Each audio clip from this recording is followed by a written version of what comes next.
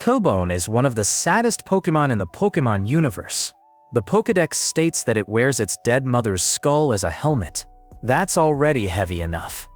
It cries every night in longing, and the tears run down the bone that covers its face. In other words, Cubone has been carrying a deep loss since birth, and it's part of its identity. But there's an even more bizarre theory behind this. The idea that Cubone is actually the orphaned baby of a Kangaskhan. If you look closely, Cubone's body is very similar to the baby that lives in Kangaskhan's pocket. Same size, same proportions, and both have similar tails and body shapes. Now, add to that the fact that Kangaskhan's baby has never been seen as a playable Pokémon. So, some fans believe that if Kangaskhan's mother dies, the baby will go off on its own, traumatized, and start living as Cubone, using its mother's skull as protection. Over time, it evolves into Marowak, a stronger but still clearly bitter Pokémon. This theory is supported by internal data from the first games, where there were hints that a Pokémon called Pokémon 115 would be an evolved form of Kangaskhan's baby. But this concept was never finalized. It may have been cut, and in its place, Cubone was created. In other words, Cubone is not just a sad Pokémon. It is possibly the symbol of an eternal cycle of loss. A baby that only exists because its mother died. Its evolution, Marowak, represents the partial overcoming of this pain. But even so, it never forgets what it lost. It is one of the most heavy and melancholic stories in the entire Pokémon universe. And the worst part? All of this is right there in the Pokédex. But few people realize how deep and dark it really is. Drifloon looks cute, a purple balloon with a yellow cross on its face, but the Pokédex reveals a completely disturbing truth. It's a flying ghost Pokémon, and according to several official descriptions over the generations, Drifloon tries to kidnap children literally. The Pokédex for Pokémon Pearl says, "It is formed by the souls of people and Pokémon. It tries to take children by the hand and carry them to the world of the dead." This is not a fan theory. It's direct information from the game itself. The Pokédex for Pokémon Sun even reinforces, children who hold its hand often disappear. It's as if it's a spirit disguised as a toy, and it acts like a predator. It waits for the child alone, offers its little hand, and if they accept, that's it. In some versions, it's said that it gives up if the wind is weak, which suggests that the plan only fails due to physical limitations, not lack of intention. And the weirdest thing, Drifloon are common in cities and towns. They float around as if nothing had happened, even though they are considered extremely dangerous by those who know the truth. In Japan, some players even compare Drifloon to urban legends about yokai, who also kidnap children disguised as common objects. In other words, what seems to be a cute Pokémon is actually a spiritual entity that tries to take children to the afterlife. It doesn't battle for fun. It doesn't protect anyone. It deceives, attracts, and disappears. Drifloon is one of the greatest examples of how incredibly dark the Pokémon universe can be. And all of this is there, hidden in the official text, waiting to be noticed. Hypno is, without exaggeration, one of the most disturbing Pokémon in the franchise. Its appearance alone is unsettling. A yellow humanoid with empty eyes and a pendulum in its hand. Exactly what you would imagine a hypnotist from an old movie would look like. But what lies beneath is much worse. In the Pokédex of several generations, Hypno is described as a Pokémon that uses its pendulum to hypnotize and mentally control its victims. So far, so good. That's its power. But the entries go beyond what is expected. In Pokémon Fire Red, for example, it takes people to dark places after hypnotizing them. And the Pokédex of Pokémon Moon says, if you feel someone staring at you at night, it's possible that it's a Hypno. In other words, it watches you, at night, silently, waiting. But the really serious stuff comes in an episode of the original anime, where Hypno causes a wave of children to disappear. In a hospital, a girl mysteriously disappears and is later found in a trance-like state, walking through the forest as if she were sleepwalking, all because of the hypnosis of a Hypno. The explanation in the episode is that the excessive use of his psychic powers was affecting other sensitive minds, such as those of children. In the context of the Pokémon universe, this is almost a case of mental abuse and kidnapping. And the most sinister thing is that he does this with a calm, almost indifferent expression. He does not act with explicit malice, which makes him even more frightening. He simply does what he does, as if it were natural. Hypno is the type of Pokémon that seems harmless at first glance, but hides a layer of psychological terror worthy of a thriller movie. And the worst, the franchise has never really explained the reason for his behavior. He continues to be treated as a normal Pokémon despite this dark history. This theory is one of the most famous and darkest in the Pokémon universe. The idea that the Pokémon world, especially in the first generations, exists in a post-war setting. It all starts with a simple observation. In the red, blue, and yellow games, there are almost no adult men in the cities. Most of the adults that appear are women, elderly, or teenagers. Where are the parents of these children? Where are the men between 20 and 40 years old? The answer may lie in the lines of Lao Serge, the electric gym leader of Vermilion. When you go to face him, he says, "Pokémon saved me during the war." This phrase has gone unnoticed by many. But it is important. It implies that there was a real war, not just Pokémon battles, and that he survived thanks to the use of Pokémon as weapons.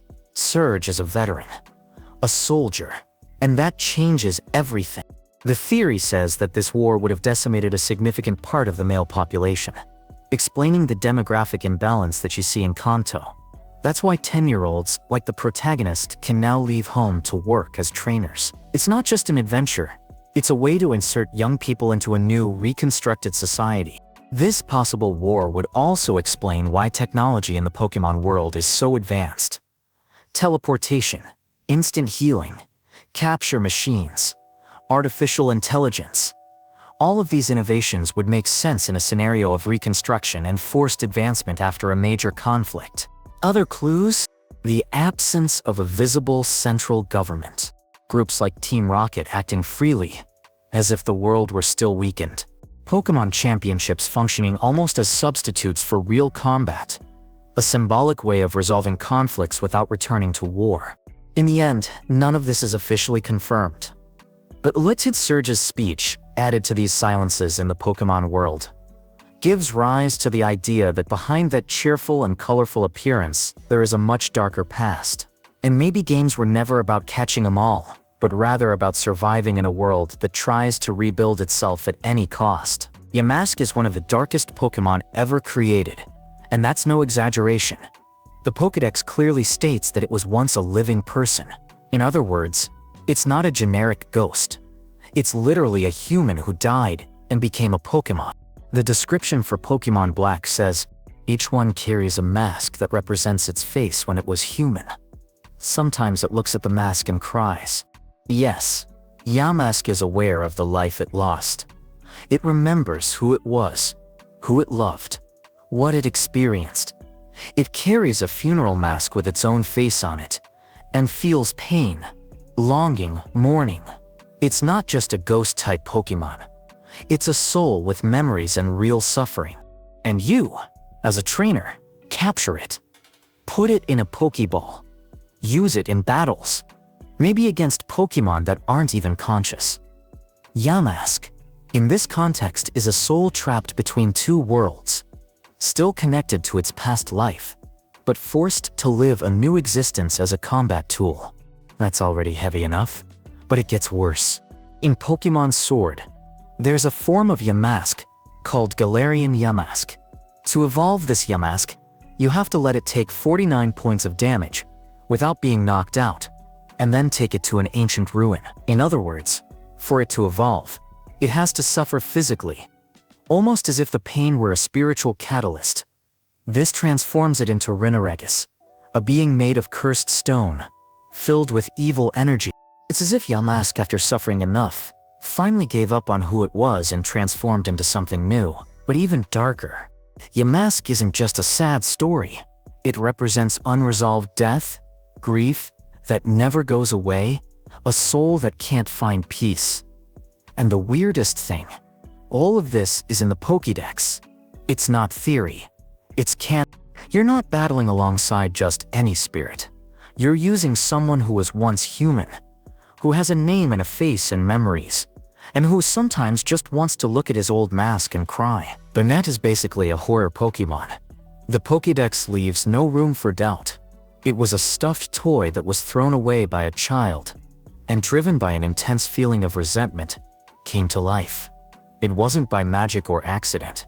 It was by the pure hatred of having been abandoned.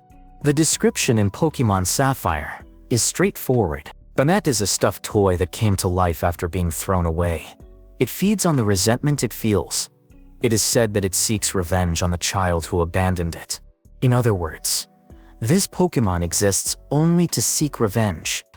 It is not there for justice, nor for survival. It carries a wounded soul, as if it had been betrayed, and this transforms it into a being that literally lives on rage. Physically, Banette has a disturbing appearance. It looks like a sewn doll with a zipper in its mouth. The Pokédex of Pokémon Moon says that if the zipper is opened, the curse spreads. This means that he doesn't just hold on to this grudge, but he holds it in by force, like an emotional bomb about to explode. And, the most disturbing thing, he keeps looking for that child. Imagine the scene. A cursed doll wandering the Pokémon world, years later, with a single obsession to find the person who treated him like trash. Not to cry, not to be welcomed, but to get revenge. Banette is a dark critique of the idea of discarding feelings, objects, or even beings that we have created attachment to. He represents the dark side of abandonment, a reminder that what we throw away, emotionally or physically, can come back, and perhaps not peacefully. In the end, what seems like just another ghost-type Pokémon is in fact a cursed entity, alive with resentment, thirsting for emotional revenge. And the worst part, you can capture him, train him, use this hatred as a weapon without ever knowing how much he still suffers inside. Gengar has always been one of the most popular Pokémon, but also one of the most enigmatic. Officially, it is a ghost and poison type, known for hiding in the shadows and playing scary tricks. But there is a theory that completely changes the way we see it. The idea that Gengar is the living shadow of a Clefable. At first glance, this theory seems like a curiosity. But if you put the two side by side, you notice something strange. Their body shape is practically identical.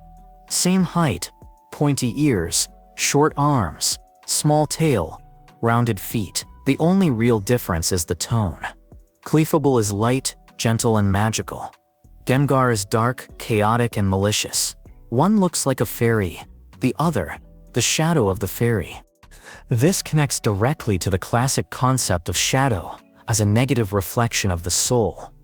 Gengar would be the opposite of Clefable, what exists when the light goes out.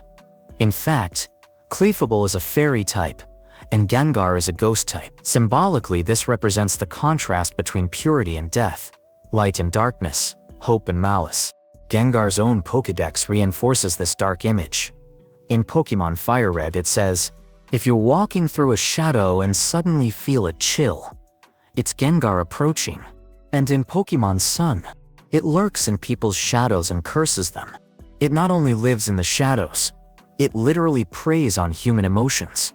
And most bizarrely, it laughs at the misfortune of others. It's not driven by hunger or survival, but by amusement. It feeds on the fear and discomfort it causes. Now imagine this combined with Clefable's shadow theory. Gengar would be a reminder that even the sweetest Pokémon can have a dark reflection. A corrupted, forgotten, rejected version, and one that now lurks, laughing at all that it has lost. In the end, Gengar is much more than a playful ghost. He may be a living manifestation of emotional imbalance, of the hidden side of something that was once innocent. And perhaps the reason he hides in the shadows is because he was once light. Ultra Beasts are, without a doubt, the most bizarre and disturbing creatures that the Pokémon universe has ever introduced.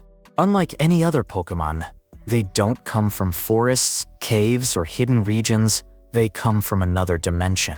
That's right. They are interdimensional entities that crossed into the Pokémon world through portals called Ultra Wormholes, which opened during the events of Pokémon Sun and Moon.